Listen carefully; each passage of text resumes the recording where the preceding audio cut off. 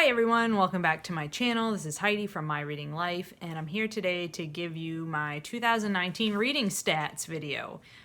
So if you're not a person that's interested in statistics, don't feel you need to watch this video, but I am a statistics nerd, and I love watching statistics videos, and I've been meaning to film my own for several weeks now and just have not been able to get to it, and I'm doing it now. I apologize for the lighting. It's 3 o'clock in the afternoon. It's actually snowing out, and so it's dark and gloomy, and it's just how it is, so we're just gonna roll with it.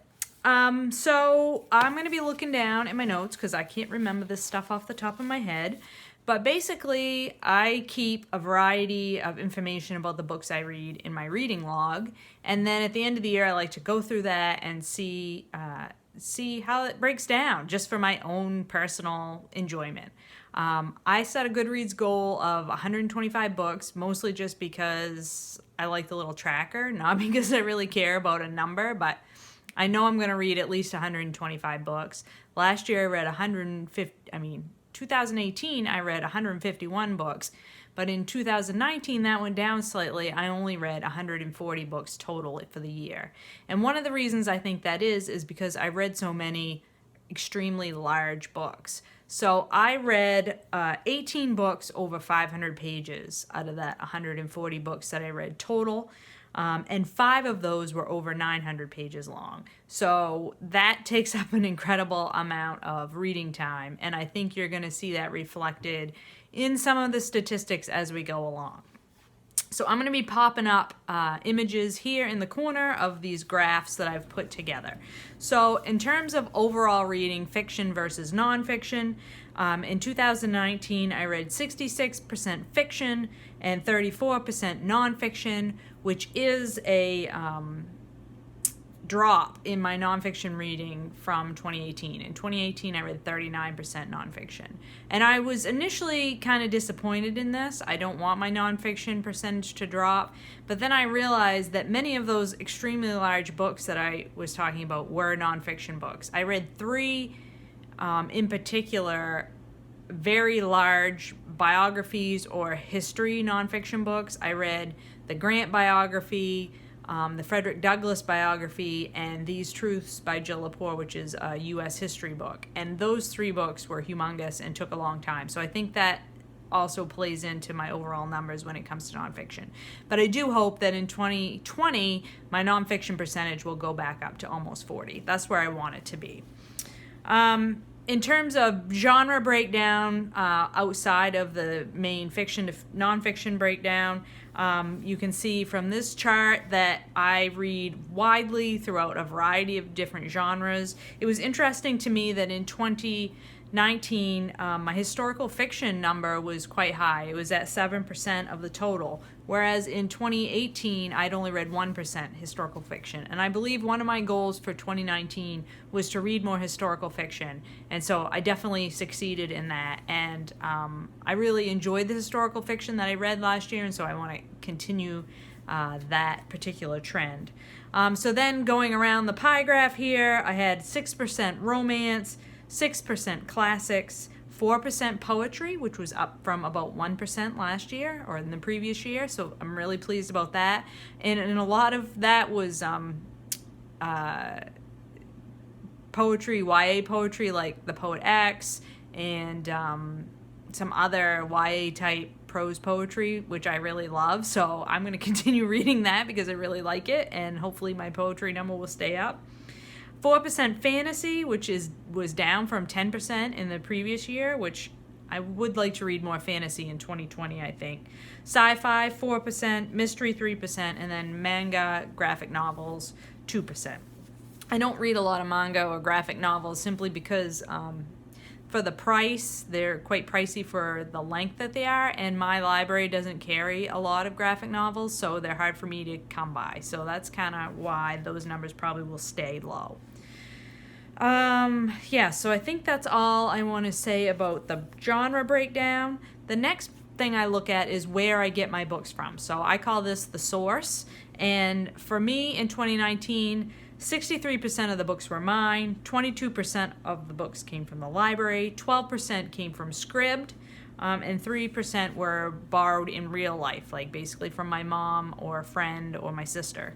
And this was a change from 2018 in that in 2018 I read 70% of my books were my own, but I didn't have a script at all in 2018. So I think you can see that script has sort of parasitized my reading off my own shelves. And that's fine. I mean, I really don't. I replaced my Audible subscription with my Scribs subscription. And I am enjoying that. I'm using Scrib for audiobooks. That was what I originally meant it for, but I'm also reading a lot of ebooks. And it's allowed me to participate in a lot of themed reading or read-alongs or buddy reads that I probably wouldn't have been able to participate in because those books were available to me on Scribd. So I am happy with this breakdown. I want to continue to read books that I own, but I'm not sad that I read, 12% of my books came from Scribd. Then I like to look at the type of book that I read, and so this means basically what format the book comes in. In 2019, 31% of the books I read were hardcover, 37% were paperback, 19% were audio, and 13% were ebooks. And that was a slightly different from 2018 in that my hardcover numbers were quite a bit higher than they had been. They were only 23% in 2018 and 31% in 2019. And I think probably this has to do with the fact of borrowing books from the library, specifically to participate in the BookTube Prize reading that I was doing. A lot of those books were new books. All of those books were new books, let's be real. And new books I can get from the library a lot of times, and those are usually in hardcover. So I'm thinking that's why my hardcover number is up. Also, I'm just buying more books than I used to buy in hardcover. I didn't used to ever buy hardcover books, but now that I have found a bookstore that accepts books from me in trade, a lot of times I will use my credit on new or used hardcovers in a way that I wouldn't have done in previous years. So that is different. And then also my audiobook listening went down in 2019 as compared to 2018. My audiobooks were only 19% this year, and they were 27% last year. And that is probably due to the fact of how long the books were that I was listening to on audio. I listened to Frederick Douglass on an audiobook, and I listened to some other quite lengthy audiobooks. So, that probably had a lot to do with it.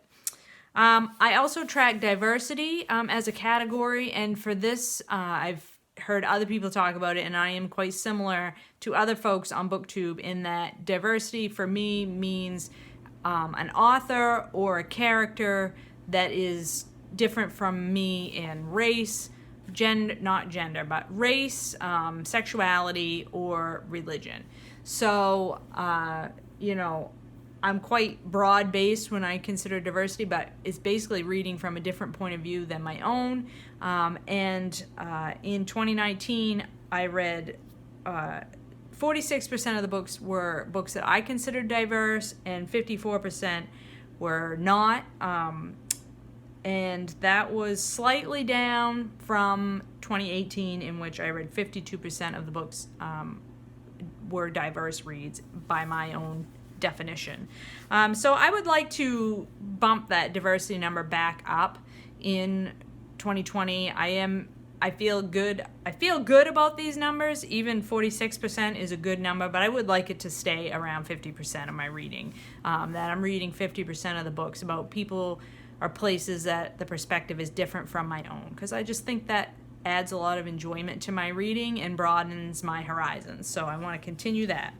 And then the last category that I track is gender, and this is author gender. So in 2019, 34% of the books I read were by men, 62% were by women, and then 4% were either neither, in that the author was non-binary or identifies as non-binary, or it was a combination like an anthology or a book written having more than one author of different genders.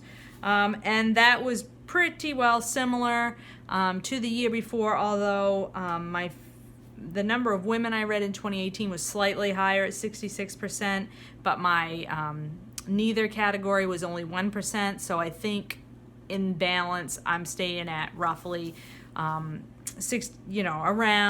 62 to 66% female authors is pretty good. I want to keep it at least that high, if not higher. I prefer most of the time to read women. I will say that it's difficult when you're reading presidential biographies, which I am, because I have not yet to, I don't think I've had any presidential biographies that were written by a woman at this point.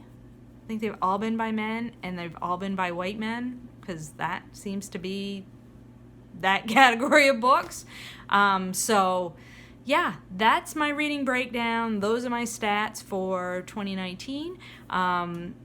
I hope that you found enjoyment out of all of these numbers and all of these graphs, and let me know down in the comments below if you track your reading, if you keep statistics, and I will talk to you later.